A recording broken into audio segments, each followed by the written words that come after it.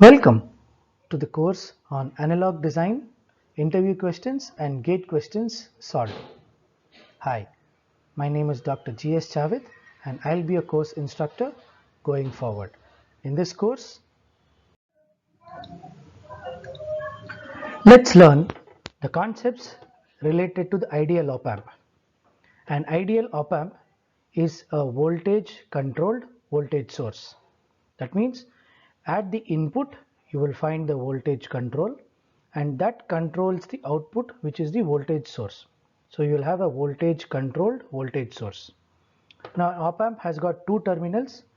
This is the non-inverting terminal identified by the plus sign, and there is an inverting terminal identified with the minus sign, plus and minus.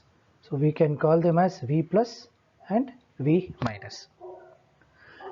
The output, we will call it as V out. So what is the output imply? The output is given as gain times open loop voltage gain times the difference between the two inputs V plus minus V minus. So this is called the input differential voltage.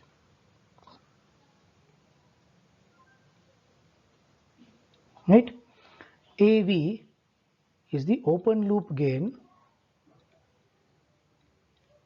given as V out divided by V ID, which is the input differential given by V plus and V minus. In an ideal op amp, the input impedance is infinite. That means it is ideally an open circuit. So there is no loss here. The output impedance is 0. Right? So there is such that since it is acting like a output impedance, it has to be 0. Now the open loop DC gain is also given as infinite, right, for an ideal op amp. So using this ideal op amp concepts, what can we learn? So in an ideal op amp, the gain is given by output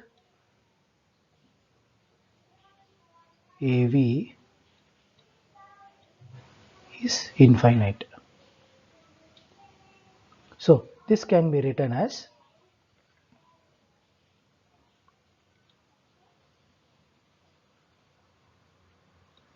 VID is equal to V naught divided by infinite. This typically refers to 0. So this gives V plus minus of V minus is equal to 0, or it can be written that V plus equal to V minus, right? This concept is called virtual short.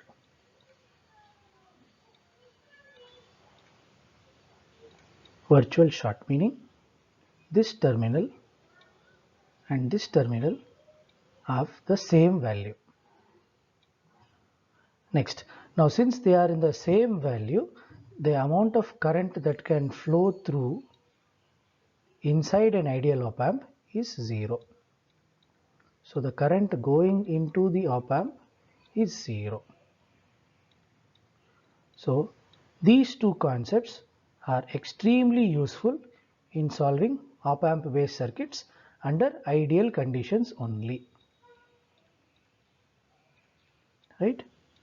So for all practical applications, when solving an op amp, we will use that the current flowing into the op amp is 0, and for an ideal op amp with a very high gain, this will apply.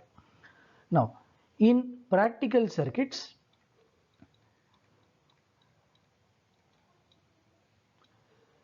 when AV is very large compared to 1, again we will apply ideal conditions